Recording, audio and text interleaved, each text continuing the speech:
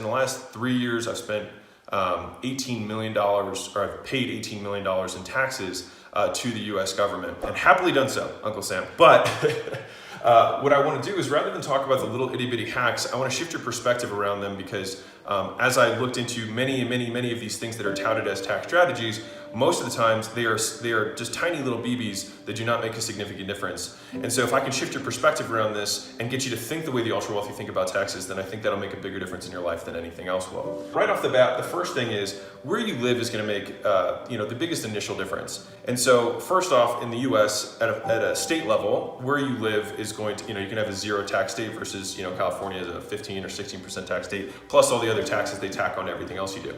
And so, the first and obvious thing to do is you can live in a lower tax state. Now, the second level of this is what country you live in. And so, if you are a US resident, you suffer from global taxation, meaning it doesn't matter where you live, they're going to tax you. And so there's only two ways to get around federal tax. The first is to live in Puerto Rico 6 months of the year and export services from Puerto Rico. If that is you, you can do that. It's a 4% federal tax rate. So you can have 0% state, 4% federal, and live there. It's 100% legit. It is legal to do that. The other way to do it is to expatriate, meaning you stop becoming a US resident, you renounce your citizenship as a US citizen, and then you come back basically as an alien. The way that you would do that is you can become a citizen by investment. You spend $1 million in investment into the US, and then you get basically a golden visa, which means you pay for it. And again, though, you have to be here less than 6 months of the year. Otherwise, you then become a US tax resident again, even if you're not a US citizen. So the big conclusion here is, in the beginning, get out of the states that are the high tax states, move to a state that is lower tax. But what I want to do is shift your perspective around this overall, big picture, because if you look at how your wealth will compound, and again, this is why I said this is tax strategies of the ultra wealthy, the vast majority of your net worth is going to come from growth, not the contributions. Okay, and so if you plug your money into, or what's your retirement calculator, you can Google one, they're all over the place. You'll be able to see that the vast majority of your net worth over time is going to come from the growth of the assets that are in it, not from the contributions. And it comes mostly from starting early. And so that is why I'm such a big proponent of living on absolutely nothing for as long as humanly possible, so that you can start using the compounding interest of time to your advantage. And for perspective for everyone who's listening to this, don't think right now I can only put $500 a month aside, it's not going to make a big difference. The thing is that $500 a month when you are 20 will make a bigger difference than $5,000 a month when you are 45. So think about that for perspective. All right, the dollars now count 10 times more than the dollars in 10 years, and so forth, okay? So that's number one. The second thing that the ultra wealthy do in terms of tax considerations is that they think differently about how they buy. So for example, if I buy something that's worth $100 for $30, I instantly tripled my money, except I didn't pay tax on that tripling, right? Because the value of what I purchased is worth 3 times more than what I paid for it. But the beauty of this is that I get that gain without having to pay taxes on it, and then it continues to grow and compound, again, without taxation.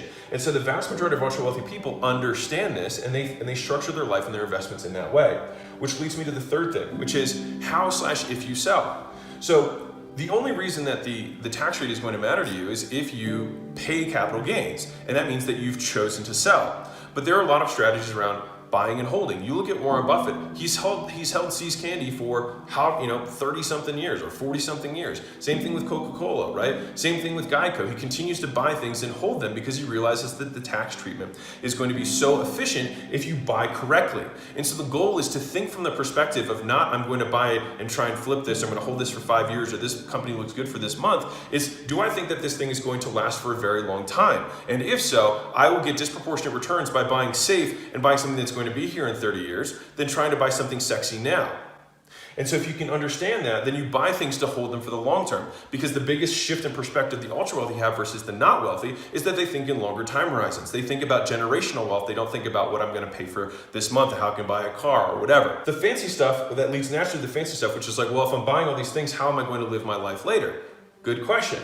Well, the cool thing about how the US tax code works is that loans are never treated as income, but they are spendable money that you can consume and use. And so, for example, if I continue to plow all of my money into assets that earn while I sleep, which is the definition of wealth that I gave you in one of my other videos, if they continue to grow and they are growing tax-free, then the growth that is tax-free, I can realize by taking loans against those things. And I can use those loans to live my life. And as long as the loans that I am taking are less than the growth of my assets, then I can use all of that growth, continue to let it compound tax-free for the rest of my life, and live off the loans, and when I die, they can rectify my account. And so these are the strategies of the people who are ultra wealthy. The things when they talk about conservation easements, which is basically you donate land and you get the full value of the land even though you didn't pay the full value. It's a BB, right? You're not going to be able to put your entire income against that.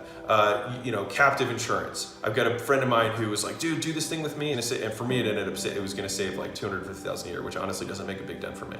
And it wasn't really worth the hassle. So I was like, I don't know, it smells a little fishy. Guess what happened? The IRS ended up flipping their ruling on it, saw people taking advantage of it, and then they back charge people with interest and fees, right? And so the thing is that the US tax code is not fair because the government can change the rules whenever they want. They can say, you know what, we changed this rule this year and we're going to back tax people 3 years. They can do that because they have complete control. There's nothing we can do about it, right?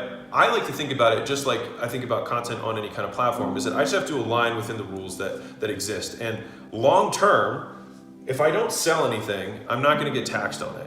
And so the idea long term is live for less than for as low as I possibly can. If you like island living, then by all means go and live on an island if you so choose. For me, I've chosen not to do the Puerto Rico thing because the difference in net worth for me makes no difference in my life. Because the difference between having $100 million and $180 million to me makes no difference. And so I got into this game because I wanted to use money to have freedom to do X, Y, and Z, right? To live where I wanted to live, to do what I wanted to do, with whom I wanted to do it, right?